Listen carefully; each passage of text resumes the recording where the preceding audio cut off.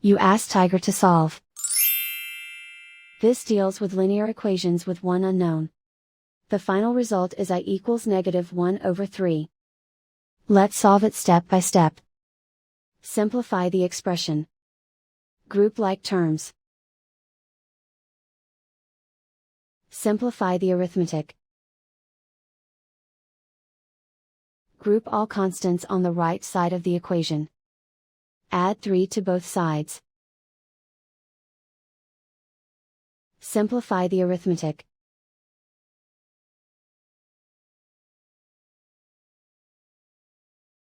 Isolate the I. Divide both sides by -9. Cancel out the negatives. Simplify the fraction. Move the negative sign from the denominator to the numerator. Find the greatest common factor of the numerator and denominator. Factor out and cancel the greatest common factor.